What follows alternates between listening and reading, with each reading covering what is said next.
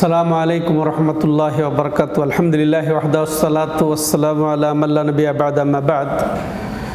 সম্মানিত দর্শক ও শ্রোতা মণ্ডলী, আল্লাহ রাব্বুল আলামিনের অশেষ মেহেরবানিতে আমরা রিয়াদস্থ দিরা ইসলামিক সেন্টার থেকে আপনাদেরকে শুভেচ্ছা স্বাগত জানাই। তো বিশেষ করে আমরা যে সময়ে আলোচনা শুরু করছি সেটা হচ্ছে মুহররম মাস। মুহররম মাসের আজকে সৌদি আরবে 12 তারিখ, 12ই মুহররম।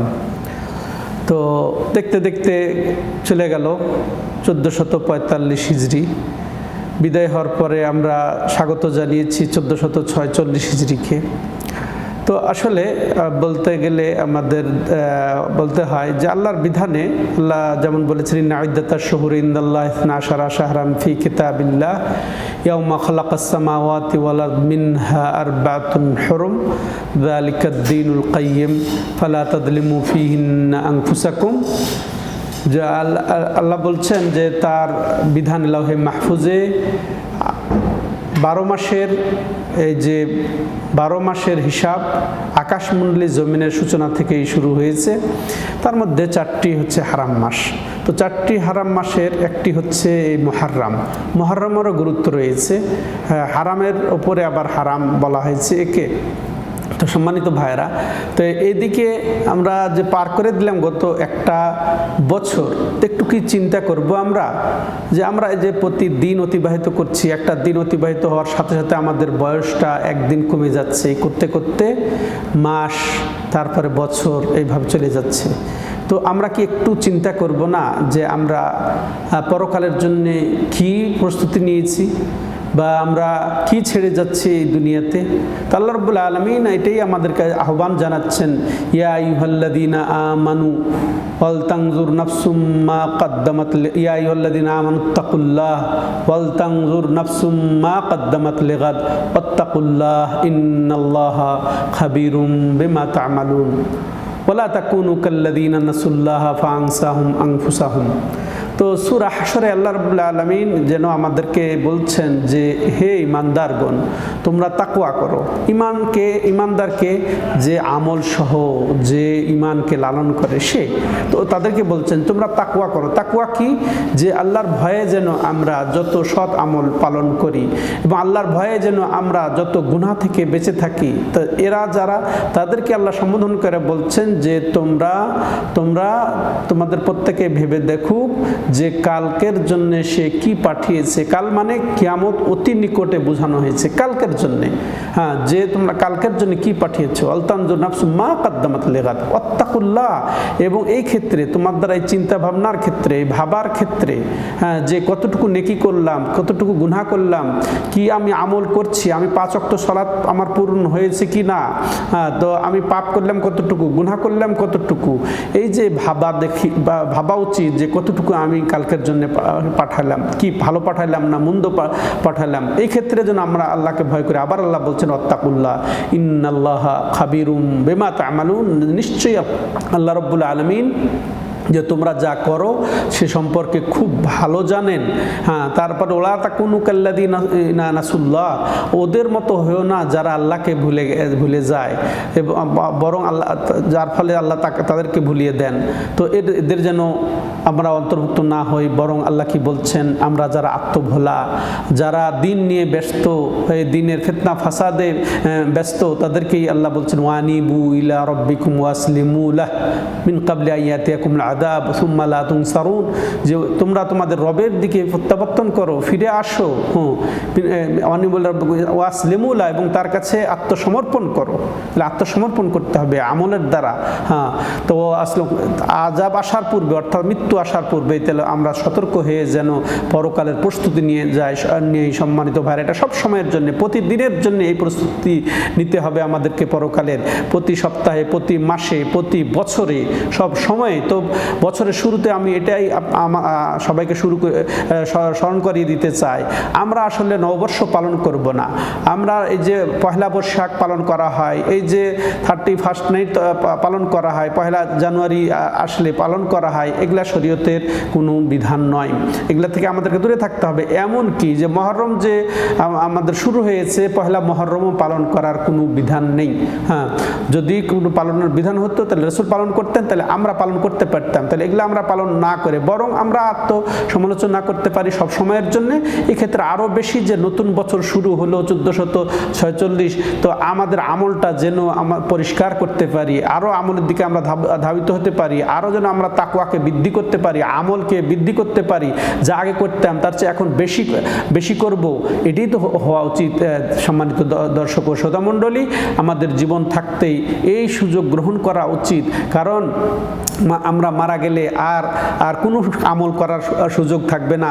এজন্য আমাদের হিসাব নিজেকে নিয়ে নিতে হবে।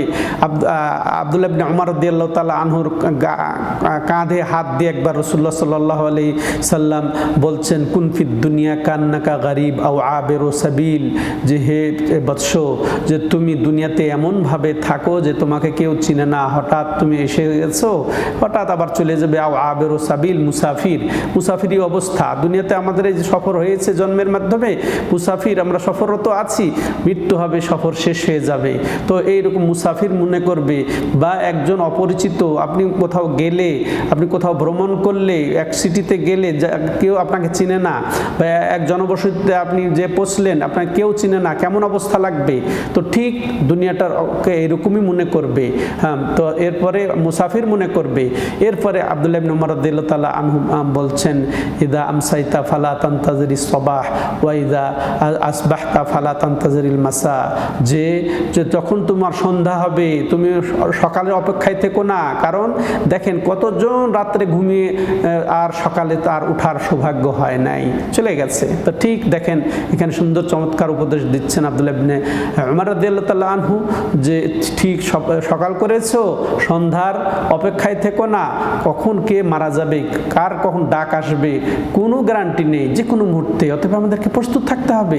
এভাবে চমৎকার করে বলছেন রাসূলুল্লাহ সাল্লাল্লাহু আলাইহি ওয়াসাল্লাম। এরকম এক হাদিসে এসেছে যে তোমরা যে আকিয়াসুল কাইস, যে তোমাদের মধ্যে সবচেয়ে বুদ্ধিমান সেই ব্যক্তি যে তোমাদের মধ্যে যে হিসাব করে চলতে পারে এবং পরকালের জন্য ও আমাল মা বাদাল মৃত্যুর পরে যে কাল, তার জন্য যে আমল করতে পারে সে তোমাদের মধ্যে সর্বোচ্চ বুদ্ধিমান। সম্মানিত, আমাদেরকে বুদ্ধিমান হতে হলে কি করতে হবে? হিসাব করে যে আজকে আমার আমলগুলা কেমন ছিল, হ্যাঁ, ভালো কতটুকু, মন্দ কতটুকু আমি নেকি অর্জন করেছি, কতটুকু আমার দ্বারা গুনাহ হচ্ছে, প্রতিটা হিসাব করে করে পা ফেলতে হবে। সম্মানিত দর্শক ও শ্রোতা মণ্ডলী, এই জন্যে আমিরুল মুমিনিন ওমর ইবনে খাত্তাব রাদিয়াল্লাহু তাআলা আনহু চমৎকার আমাদের এক উপদেশ উপহার দিয়ে গেছেন, যে তিনি বলছেন, হাসিবু আনফুসাকুম কাবলা আন তুহাসাবু ওয়াজিনুহা কাবলা আন তুজানু ফাইন্না আহওয়ানা আলাইকুম ফিল হিসাবে গাদান আন তুহাসিবু আনফুসাকুমুল ইয়াউম তাজায়ানু লিল আরদিল আকবার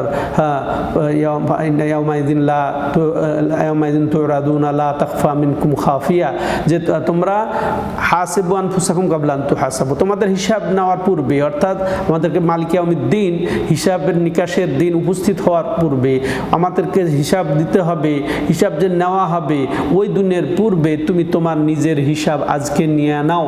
হ্যাঁ, ওয়াজিনুহা, এবং তোমার নেকিকে মাফ করে নাও, যে নেকি তোমার বেশি না গুনাহ বেশি, এই ওয়াজিনুহা, এবং এটাকে মেপে নাও। কাবলা আন তুজানু, তোমার ওজন মাপার পূর্বে বা তোমার নেকি গুনাহ মাপার পূর্বে তুমি আজকে এখন হিসাব করে নাও যে কতটুকু তুমি সৎ আমল করছো, কতটুকু তুমি গুনাহ করছো, আজকে তুমি হিসাব করে নাও। ফাইন্না আহওয়ানা আলাইকুম ফিল হিসাব আল গাদান, তো কাল কিয়ামতের দিন তোমার জন্য হিসাব দিতে সহজ হবে যদি আনতু হাসিবু আনফুসাকুম আল ইয়াউম, আজকে তুমি যদি ভালো করে হিসাব নিয়ে নিতে পারো নিজের। দেখেন যে মাশাআল্লাহ প্রস্তুত থেকে পরীক্ষাতে অংশগ্রহণ করে, মাশাআল্লাহ হাসি মুখে সে পরীক্ষা দেয়।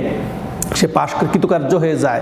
তেমনি মনে করেন আপনি একজন হিসাব রক্ষক, যদি আপনার হিসাব নেওয়া হবে, অডিট হবে বছরে একবার, আপনি অডিট মালিককে অডিটের দিন আপনি যদি হিসাব দিতে প্রস্তুতি না নিয়ে যান, সব কিছু চেক টেক করে না নিয়ে যান, কিভাবে কি হলো না হলো যদি আপনি মিলিয়ে না নিয়ে যান, তাহলে ওই দিন মালিকের কাছে আপনি ধরা খেয়ে যাবেন। হ্যাঁ, তো আপনি কিন্তু যদি সুন্দর করে প্রস্তুত হয়ে যান, তাহলে আপনি সুন্দর করে হিসাব দিবেন হাসি মুখে, এটাই তো স্বাভাবিক কথা। অতএব আজকে যদি আমি নিজের জীবনের হিসাব নিয়ে নিতে পারি সম্মানিত দর্শক ও শ্রোতা মণ্ডলী, তাহলে কালকে হাসি মুখেই আমি হিসাব দিতে পারবো। হ্যাঁ, সেদিন সহজ হয়ে যাবে।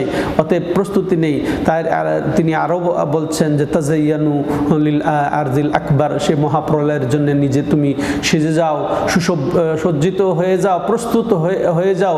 ইয়াউমাইদিন তুরাদুন, সেই দিন তো পেশ হবে, উপস্থাপিত হবে আমল সহ। লা তাখফা মিনকুম খাফিয়া, সেদিন কোনো গোপনীয়তা থাকবে না, সব স্পষ্ট হয়ে যাবে।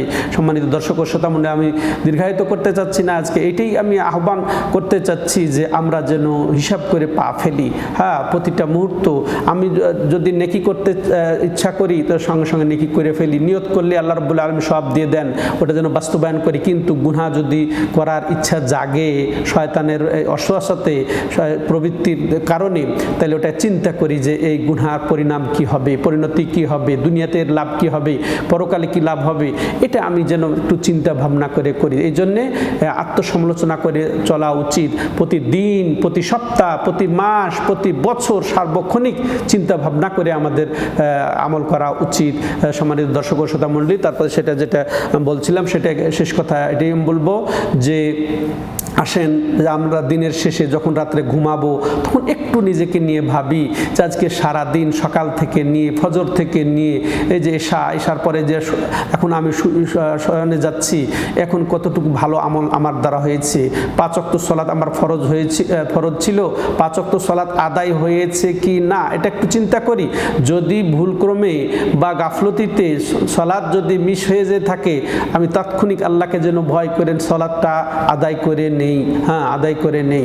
হ্যাঁ, বা সুন্নত যেগুলো ছুটে থাকলে সুন্নত কাজা করা যায়, সুন্নত পূর্ণ করে নিই। সম্মানিত দর্শক ও শ্রোতা মণ্ডলী, এরপরে আমরা দেখি যে আজকে সারা দিন গেল, আমি কয়টা হারাম কাজ হয়ে গেছে আমার দ্বারা। তো হারাম কাজ যদি হয়ে যায়, মিথ্যা কথা বলা হয়ে যায়, কাউকে ধোঁকা দেওয়া, কারো গীবত করা, কারো চুগলখড়ি করা, কারো অপবাদ দেওয়া, কাউকে কষ্ট দেওয়া, এরকম যদি কোনো কিছু আমার দ্বারা হয়ে যায়, আমি সঙ্গে সঙ্গে ক্ষমা চেয়ে নেই।